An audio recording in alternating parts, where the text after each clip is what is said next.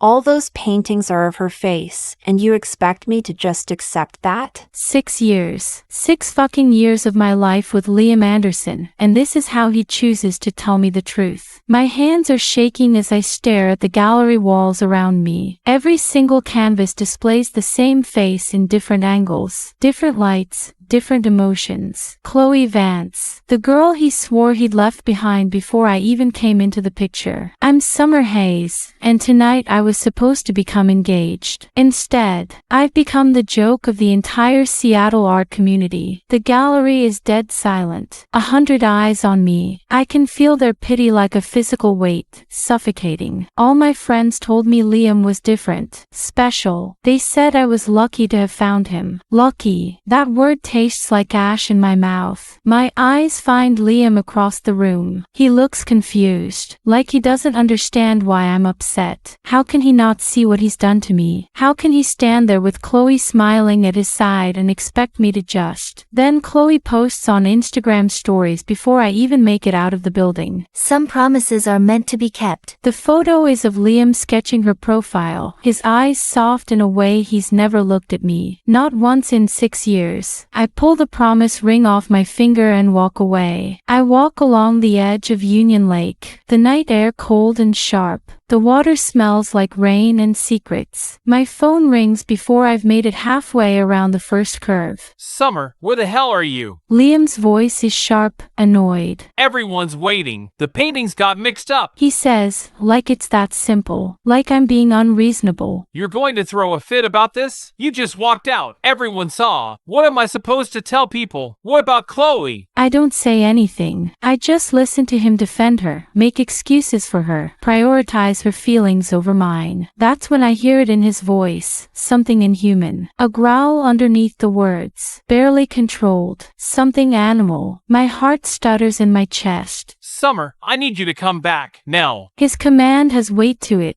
the kind that makes my skin crawl and my blood run cold. Forget it, Liam. I say, my voice steady for the first time all night. I'm done. Go comfort your precious Chloe. I'm finished. I hang up. The wind shifts, and even from this distance, I swear I can smell him. Something wild and dangerous. I've always pushed that thought away, but standing alone by the lake with my heart hammering against my ribs, I can't ignore it anymore. What is Liam? I get home to our penthouse to find it empty. Of course it's empty. He's with Chloe, doing God knows what while I sit in our cold apartment, trying not to think about the sounds in his voice. I fall asleep angry and confused. I wake up to the door slamming open. Liam stands over me, and I barely recognize him. His eyes are wrong, darker, more feral. His jaw is clenched so tight I think his teeth might crack. You slept well, he says, his voice dropping to something dangerous. He grabs my arm, and it hurts in a way that feels deliberately painful, like he's testing something, testing me. Get off! I say, trying to pull away. He doesn't let go. Instead, he pulls me closer, and I catch the scent of him, wild and primal and nothing like the cologne he usually wears. Chloe cried for hours, he says. Because of you. She's upset, and that's unacceptable. You'll go apologize to her, now. That's when I really look at him, at the animal barely contained in his skin, and I realize what he is. I've read about them. I've seen the old stories. I thought they were myths. But Liam Anderson isn't human, and suddenly, everything makes a horrible kind of sense. I'm not apologizing to anyone. I tell him, my voice shaking. You humiliated me in front of the entire city, and you want me to apologize? Liam's eyes flash gold for just a moment, and it's so terrifying that I lash out. Not at him, at the reality that the man I've spent 6 years loving is a monster. Get out! I hiss. He stares at me like I've slapped him. Maybe I have, in a way. I've never told him no before. I've never challenged him. What did you just say? He breathes. I gave up an incredible opportunity at a Parisian gallery to be here for your proposal. I say, the words pouring out now. I canceled the biggest professional opportunity of my career, and you repaid me by displaying a gallery of paintings of another woman. I'm not apologizing. You owe me an apology. Liam's face goes cold. He looks at me like I'm something beneath him. When did you become so difficult? He asks. It's just a proposal. I can do another one. Why do you have to be so dramatic about everything? I get out of bed without responding. There's no point in arguing with someone who doesn't even see you. I go to the bathroom, and Liam follows, leaning against the door frame. Look, He says, and his tone shifts, becomes softer, more human. I made a mistake. I was careless, but I can fix this. He pulls out the first aid kit from the cabinet, and I notice his wedding ring is gone. The band he's worn for 6 years, missing. When he sees me looking, he curls his hand into a fist. He wraps my wrist where he grabbed me, and his hands are gentle now, almost apologetic. But I notice the marks his fingers left behind. Bruises in the shape of claws that don't exist, but somehow did. I'll do another proposal. He says quietly. A real one this time. I promise. I'll make it unforgettable. I don't believe him anymore. That's when his phone rings, and his entire body goes rigid. He answers before the first ring finishes. Chloe? His voice changes completely. Soft. Concerned. What's wrong? He moves away from me, and in his rush, he knocks over a cup of hot tea. The scalding liquid pours directly onto my injured wrist, and I cry out in pain. Liam doesn't even look back. He's already gone. His footsteps echoing down the hallway as he leaves me there, burning. I drive myself to Swedish Medical Center. My hand might be my career, and I'm not going to let anything happen to it. Not even him. While I'm waiting in the emergency room, I see Chloe's Instagram post from 10 minutes ago. Oops, gained 2 pounds and had a little cry. Good thing some people rush over like it's the end of the world. The photo shows Liam in an apron in their kitchen, playing house, playing boyfriend to someone who matters. And that's when I make my decision. I call Professor Dubois, the gallery owner in Paris who's been offering me a position for months. I'm accepting your offer. I say quietly. I'm ready to come to Paris. His voice is warm with relief. I'm so glad you've decided, Summer. This is an incredible opportunity. With your talent, you'll thrive here. No one has said things like that to me in years. Liam always told me painting was a waste of my potential, that I should just marry him and stop wasting time on what he called frivolous pursuits. I think about the Young Artist Award I won 3 years ago, the one Liam threw a single glance at before dismissing it as meaningless. Meanwhile, Chloe got a community theater performance, and he canceled a business meeting to fly across the country and watch her dance. I've spent 6 years with a man who's been slowly erasing me. I book a ticket for the Amtrak. I need to see my grandmother in Ohio first. She's been ill, and I don't know how much time she has left. Then I return to the apartment, and I find them on the couch. Liam and Chloe. Close. Intimate. Like they own the space together. Oh, Summer. Chloe says, her voice dripping with false sweetness. I'm not feeling well. Liam was nice enough to keep me company. I hope you don't mind. Of course I mind, but I don't say anything. What's the point? Don't call me by my name like we're friends. I tell her quietly. Chloe's face crumples. She plays the victim, reaching for Liam's sleeve, and he immediately turns protective. He looks at me with disgust. What's wrong with you? He demands. Chloe's family to me. She comes first when she's in pain. The implication is clear. I don't come first. I never have. I turn to go to my room, but Liam grabs my arm. His grip is painful, his nails digging in, too sharp, too long. Animal instincts bleeding through. You need to apologize. He says coldly. That's when Chloe plays her masterstroke. It's okay, Liam. Summer lost her parents young. Her grandmother raised her. She's probably just sensitive about family stuff. I'm sure she didn't mean to be rude to me. The fury that floods through me is primal and pure. She doesn't get to use my pain as a pity play. She doesn't get to diminish my grandmother. I raise my hand and slap Chloe across the face. The sound is sharp and loud. She screams like I've broken her, and Liam pulls her against him, his eyes flashing gold with rage. Summer, what the fuck is wrong with you? He snarls. I see the moment he decides to punish me for it. I see the wolf rising to the surface in his eyes. He snaps his fingers, and two men appear from nowhere. Security guards, I realize. Werewolves. Of course they are.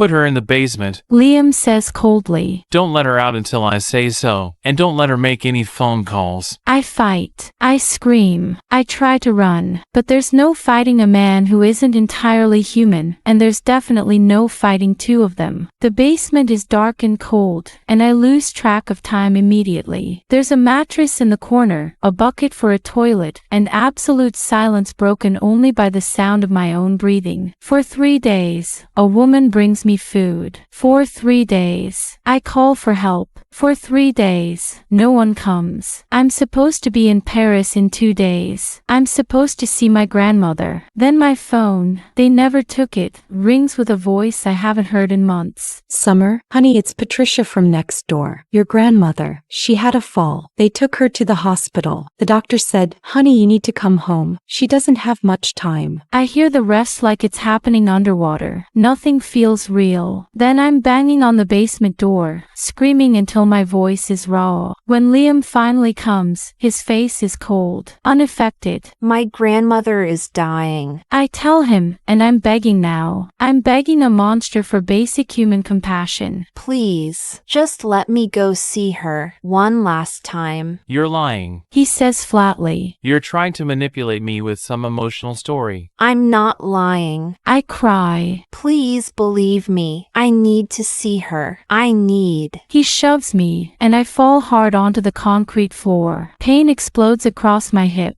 Stay down here. He says coldly. A week, and maybe if you're very sorry by then, I'll consider letting you out. He leaves. I cry until I have nothing left. Then I lie in the dark and think about ways to escape. That's when I remember that Chloe still has feelings for him. Chloe still thinks she has a chance. In the middle of the night, I text her. We should talk about Liam. I have information you need to know. It works. Chloe, desperate to know what I might tell him about her, comes down to the basement with a key. She lets me out. I'll keep your secret. I promise her. I'm done. I'm leaving him. You win. You can have him. She smiles that cruel, satisfied smile. And I walk out of that basement, out of that apartment, and I don't look back. The Amtrak takes me across the country, and I watch the landscape blur past the window while Liam's messages pile up on my phone. Think about what you've done. I can give you everything. Any proposal you want. Just come home. Listen to me. Stop this. I don't reply to any of them. I just watch the miles accumulate between us. But I'm too late. By the time I make it to Ohio, my grandmother is already gone. I missed the window. I missed saying goodbye. I missed everything. The funeral is small and quiet. My grandmother would have liked that. She was never one for drama. I scatter her ashes in the field behind the house where she grew up, and I make a promise to her ghost. I'm going to become the woman she always believed I could be. I fly to Paris the next day, and I turn my phone off before the plane even takes off. When I land at Charles de Gaulle, I turn my phone back on, and there are dozens of messages, all from Liam, all of them oscillating between apologies and threats. I pull the SIM card out and throw it in the trash. The man who picks me up from the airport introduces himself as Julian. He speaks with a smooth French accent and an ease that feels genuine. Welcome to Paris, Summer. He says, and he smiles at me like I'm not broken, like I'm not running. Julian is the gallery director. He's intelligent and thoughtful, and he spends the car ride asking me about my art, my vision, my dreams. He listens like what I'm saying actually matters. You've had a rough time. He says carefully. I don't ask how he knows, but I appreciate that he doesn't push. Over the next week, I throw myself into work. I set up my grandmother's photograph in my apartment, and I paint. I paint until my hands ache, until every emotion I've suppressed comes pouring out onto the canvas. Julian becomes my anchor. He's kind and encouraging, and he looks at my work like it's brilliant rather than frivolous. But a week after I arrive, I get an email from an old friend back in Seattle. It includes a video file. My hands shake as I click play. It's security footage from Liam's house. I watch him storm into the basement and find it empty. I watch the rage transform transform his face. Watch his eyes flash that terrible gold. He looks like the animal he is. Then I see Chloe trying to comfort him, trying to touch him, and he throws her across the room like she weighs nothing. She hits the ground hard, and Liam doesn't help her up. Instead, he's searching for me, realizing I'm gone. Really, truly gone. The video ends with him on his knees, and I see something I never expected to see. Liam Anderson crying. I don't think about the video. I don't think about Liam. I throw myself into building my new life. But then one evening, as I'm walking home from the gallery with fresh flowers in my arms, I see a car I recognize. A black luxury sedan. American plates. Liam is leaning against it, smoking a cigarette. His hand is shaking. He looks like hell. Thin, dark circles under his eyes. 3 days of stubble on his jaw. But his eyes, they're still predatory. Still dangerous. You're cruel. He says when he sees me. You disappeared. No note, no explanation. Do you know what that does to a wolf who's bonded with you? I didn't know about the bonding. I'm not sure I want to know. We're done. I tell him. I try to walk past. He catches my arm, and his grip is careful this time. Controlled. I don't accept that. He says quietly. You belong to me, in every way that matters. I don't belong to anyone. I say. I'm done. Go back to Seattle. Forget about me. He looks at me like I've broken him, and for a moment, I almost feel guilty. Then I remember the basement, the darkness, his cruelty disguised as love. We're finished. I say coldly. This is not a negotiation. I pull away and go inside. That night, I dream about fangs and golden eyes. The next few days are quiet. I think he's given up. I think maybe he's finally accepted that I'm gone. I'm wrong. I'm at a restaurant with Julian, meeting with an important art collector. Julian is attentive and kind, protective without being controlling. He keeps my wine glass full and the predatory eyes of the collector off me. This is what respect looks like. This is what it feels like to be valued. When we leave the restaurant, I'm laughing at something Julian said, my hand on his arm, my body relaxed against his for the first time in years. That's when I feel it. The pull, the claiming snarl. Liam grabs me from behind, pulling me against him, and the possessiveness in his touch makes my skin crawl. Who the fuck is this? He demands, his voice dropping to something inhuman. It's none of your business. I say, but my voice shakes. I've forgotten how terrifying he can be. Julian steps forward, his hands up. Sir, the lady is not interested in speaking with you. I suggest you leave. Liam actually laughs. It's a harsh, broken sound. You think you can have her? He asks. She's mine. Do you understand? She's bonded to me. She can't leave me. It's impossible. That's not true. I say, but there's something in the back of my mind that's been whispering since the day I left. A pull, a connection, something I've been trying to ignore. It is true. Liam says, and his voice is almost pleading now. Come home, Summer. Please. I can't breathe without you.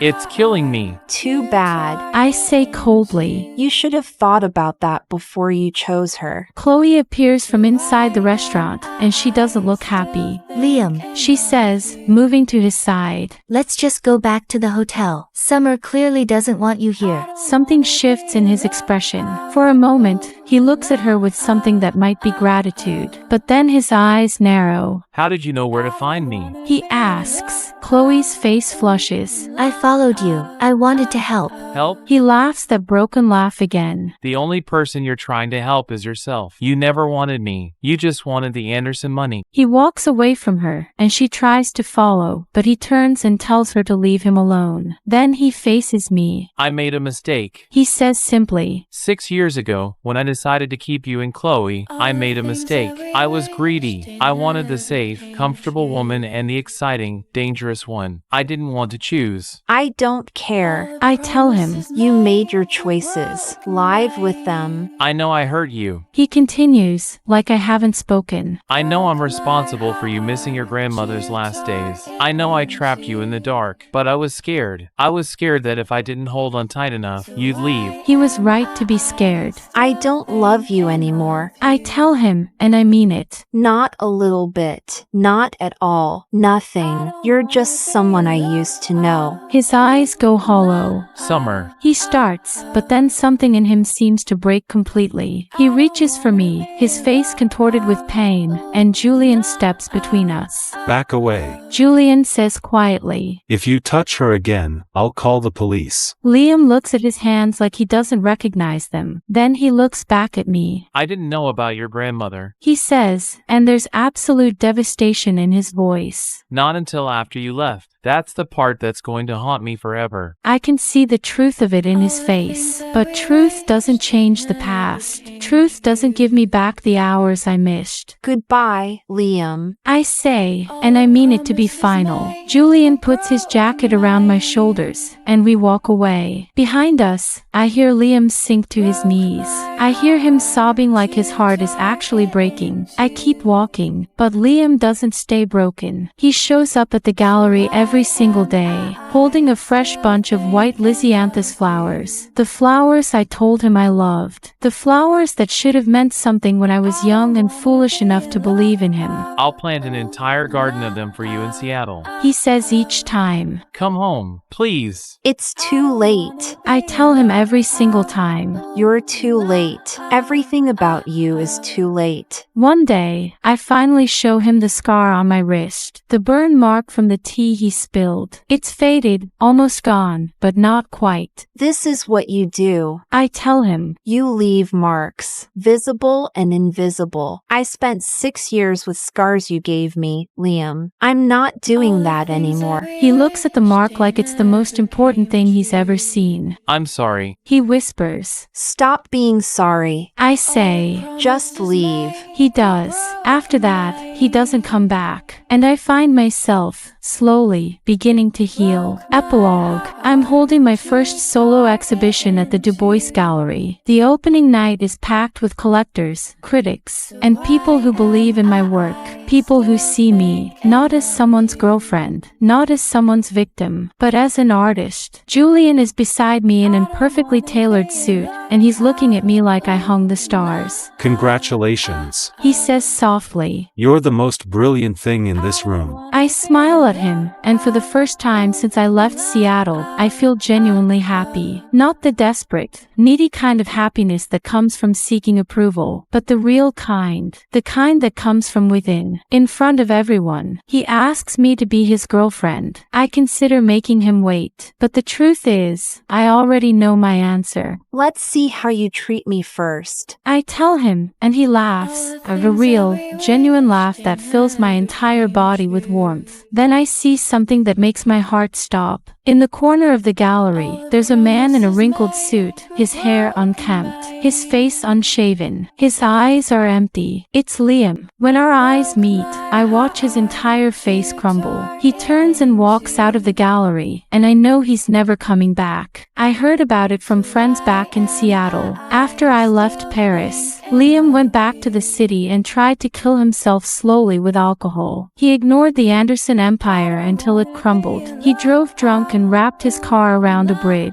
He's been in a coma ever since. The most powerful werewolf I ever knew is now a vegetable, and I feel absolutely nothing about it. Not satisfaction, not guilt, not even schadenfreude, just nothing. I turn to Julian and let him lead me out into the Paris night. The future stretches ahead of me, bright and full of possibility. Behind me, Seattle and Liam and 6 years of pain fade into the past. I spent so long trying to hold on to someone who was never mine to hold. Now I'm finally free, and that's all the victory I need.